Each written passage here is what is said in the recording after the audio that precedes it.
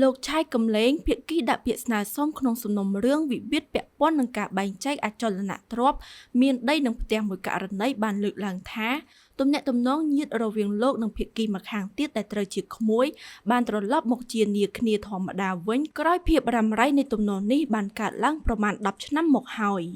លោកឆៃកំឡេងក៏បានអំពាវនាវទៅប្រជាពលរដ្ឋដែលកំពុងមានវិវាទជាពិសេសវិវាទក្នុងគ្រួសារនិងវិវាទបែងចែកមរតកជាដើមអាចមកស្វែងរកការសម្រុះសម្រួលផ្សះផ្សាបញ្ចប់វិវាទនៅអាជ្ញាធរជាតិដោះស្រាយវិវាទក្រៅប្រព័ន្ធតុលាការហៅកាត់ថាអដកដោយមិនចំណាយថវិកា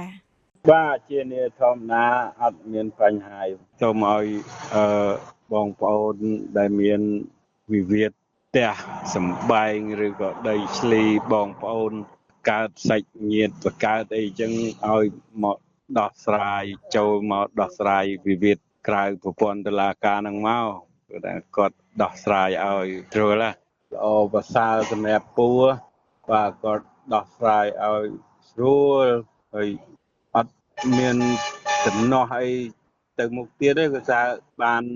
គាត់អប់រំនិងដោះស្រាយបានស្រួលសម្រាប់ពូការសះជារវាងលោកឆៃកំឡេងនិងភាគីម្ខាងទៀតកើតមានបន្ទាប់ពីការសម្រុះសម្រួលដោះស្រាយបញ្ចប់ដោយជោគជ័យដោយមន្ត្រីសម្រុះសម្រួលដោះស្រាយវិវាទនៃអដករួមមានលោកស្រីពេជ្ជរិយាលោកសុកហៃនិងលោកងាក់ប៊ុនធីនៅថ្ងៃច័ន្ទទី26ខែឧសភាឆ្នាំ2025ក្នុងពេលជាមួយគ្នានេះលោកស្រីឆៃសុគន្ធជាភាគីខក៏បានបង្ហាញការពេញចិត្តចំពោះដំណើរការសម្រុះសម្រួលនិងផ្សះផ្សាបញ្ចប់វិវាទរបស់មន្ត្រីសម្រុះសម្រួលដោះស្រាយវិវាទនៃអដកពេញចិត្តនៅត្រង់ថាសេវាមួយនេះលឿនរហ័សនិងមិនទាមទារកម្រៃការសម្រាប់សម្រួលរបស់គាត់នឹងល្អតើបងសេវាលឿនរហ័សហើយគាត់ដុតដៃដុតជើងសិតខ្ញុំឃើញល្អរបស់គាត់បើនិយាយសង្ខេបទៅគាត់ជួយប្រជាជនអត់យកសេវាយកអីទាំងអស់បង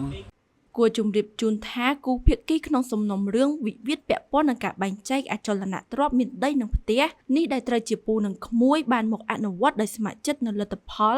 នៃកំណត់ហេតុព្រមព្រៀងបញ្ចប់វិវាទនៅអាជ្ញាធរជាតិដោះស្រាយវិវាទក្រៅប្រព័ន្ធតុលាការដើម្បីបញ្ចប់វិវាទជាស្ថាពរ